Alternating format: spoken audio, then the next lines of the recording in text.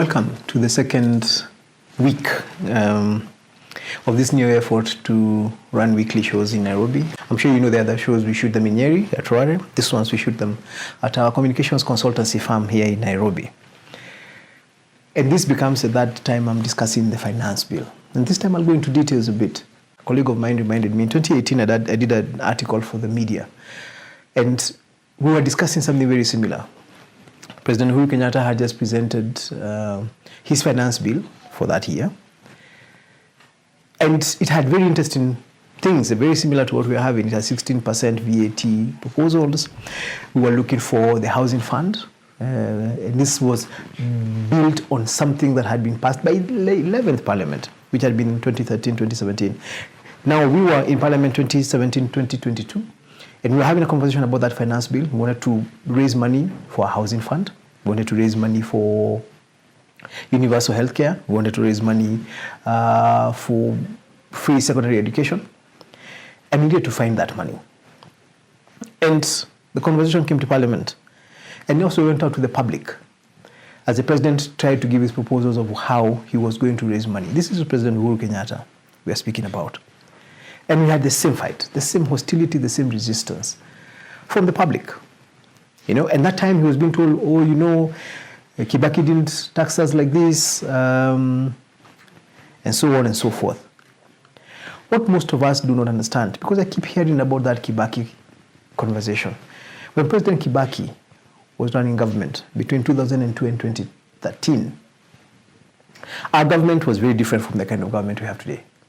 We did not have 47 governors, for example, who each have their own mini governments, mini cabinets. They run their own operations. They have their own entourages. They have their own offices. They actually run like small countries, 47 of them.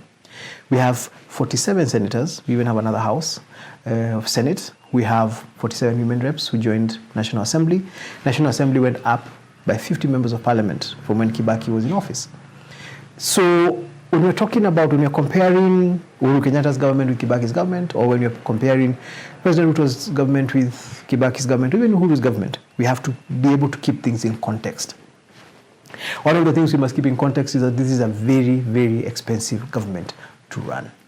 When we passed our constitution in 2010, we were very specific about what we wanted. That's how we came up with county governments. But then we also came up with 15 independent commissions that are supposed to protect us from excesses of government. I mean, there's the irony there, but that is what it is. So we have 15 independent commissions that run their own shows, also have their own budgets, right? We've increased our police service. We're over 100,000 now. And that has happened over the last 10 years, right? And this is very useful because it reduces our ratio of police to public to the 400 to 1. That is actually what the United Nations proposes for proper security. All this costs money. But then we also live in a country where, with 22 million people, a third are registered taxpayers. It's around 7 million people. Out of that third, if we were to go with the same projections that we had in 2018, 50% of them filed nil returns. So what we're looking at is a situation where approximately 3.5 million people pay some form of voluntary tax. The rest of us, we file nil returns or we're not even registered. We are a third world economy. We are trying to, we depend on agriculture. We depend on small business as how we run our business, as how we run our operations, how we fund our government. And the IMF and the World Bank, international community will tell you, until we find a way of raising money to run governments, taxes is the only option we have. But when you're in a country where most people will not pay taxes, the government has to look for taxes. They have to look for any way of capturing the public to pay. And that is how we come up with VAT. This 8% to 16% is meant to capture as many people as possible to pay taxes wherever you are. So when you're buying a fuel item, you're going to pay 16% VAT. And then it has, of course, a cascading effect, which is how our cost of living goes up. I said this in the last show, and I'm going to say it again. If we could deliberately increase the number of people who pay taxes, if we could raise our taxpayers from 7 million to 14 million, for example. Just using the same numbers, we would most probably then be paying half of the taxes that we're paying today. So one of the things we need to be talking about as a country is how do we increase the number of people who are paying taxes? Because if you can increase the number of people who are paying taxes, then every individual will pay less taxes per person. The second thing we need to think about, of course, is the transparency of how taxes are used in the government. We don't know, and that's part of the reason why people are very resistant to paying taxes, because they don't know where they keep saying we don't know where the taxes are going. But however, that's not really true, because we can see roads being built, we can see hospitals. I'm sure we're complaining, they're not well funded, they're there, right?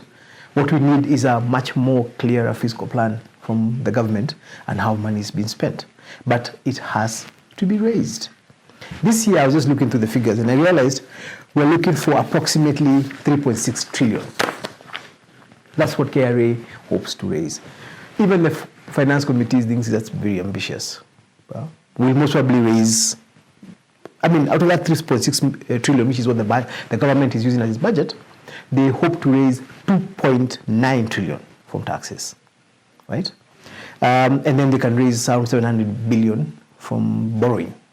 Half a trillion borrowing domestically, around 200 billion being borrowed internationally. The Finance Committee says this is very ambitious. They actually expect that we will raise 2.5 trillion from taxes. So we're going to have approximately 1 trillion deficit, which has to be raised somehow. And of course, that's going to be borrowing. Domestic borrowing raises interest rates because banks prefer lending money to government. It's a much more surer repair of debt, right? So it raises all interest across the board, even for the people who are doing business. That is a cycle of what these taxes means to us. Are we living in an expensive tax bracket? Yes, we are. Part of it is because of our own fault.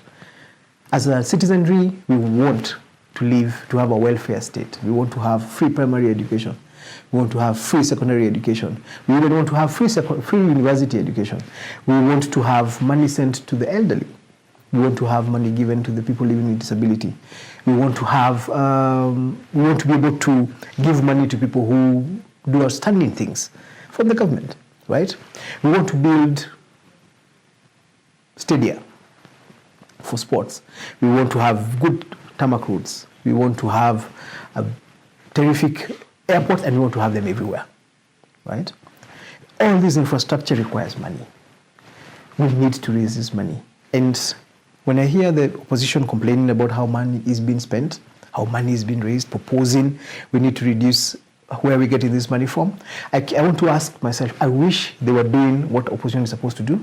One, provide an alternative budget. Because remember, when you're an official opposition, one of the things you're supposed to be doing is marking the government. You're supposed to be providing an alternative. You say, look, this budget is bad.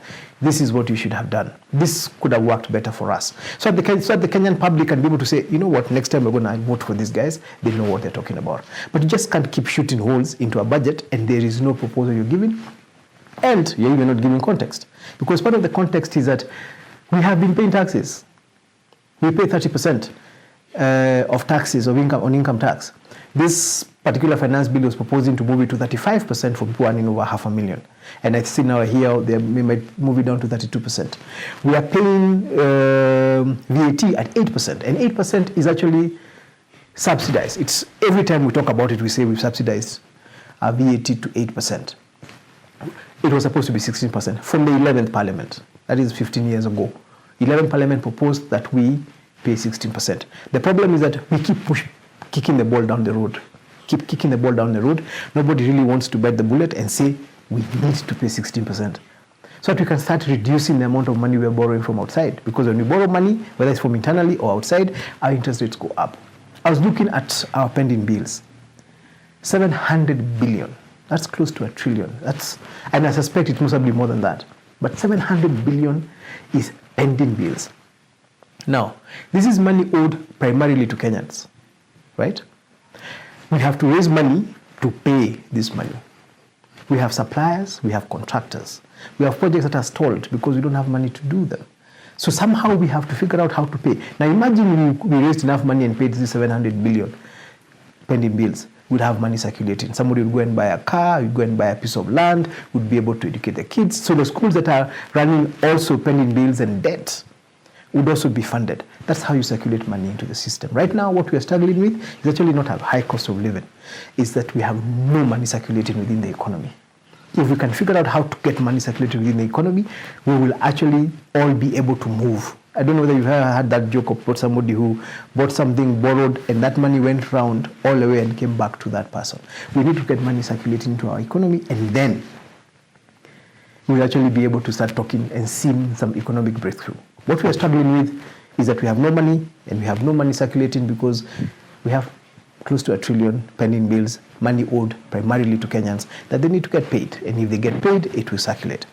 But I want to end this particular program by saying this. As we listen and as we talk to each other, citizens, members of parliament, in 2018, when this particular bill proposal was introduced by Uhuru Kenyatta, we had the same problem. We need to run away from popularity when we are dealing with issues of finance.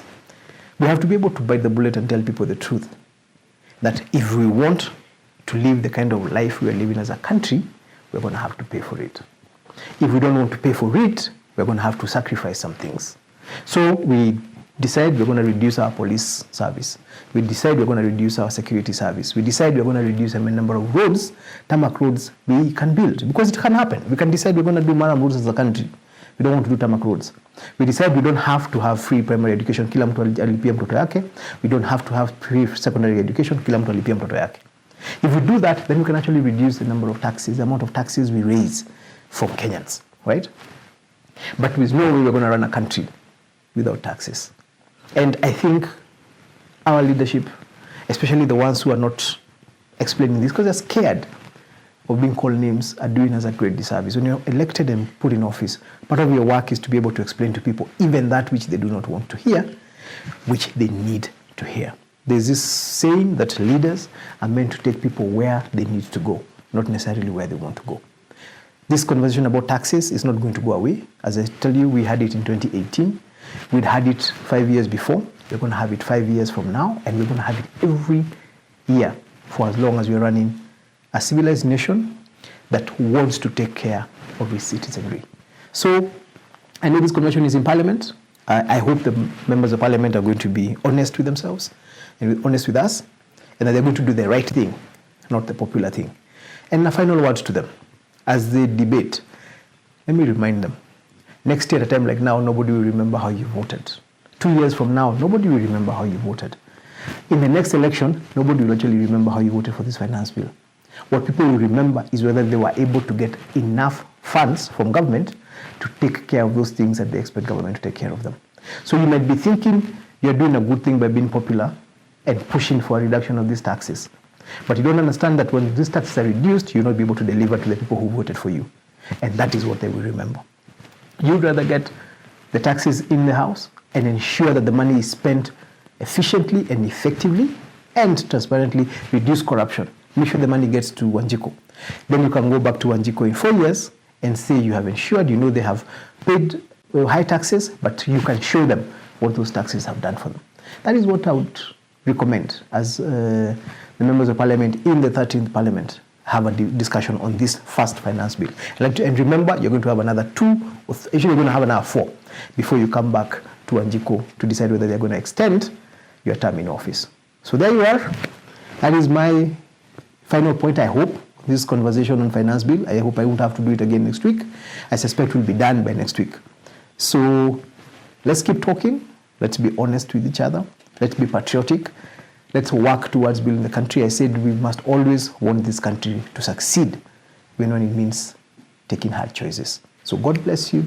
God bless Kenya. Thank you very much.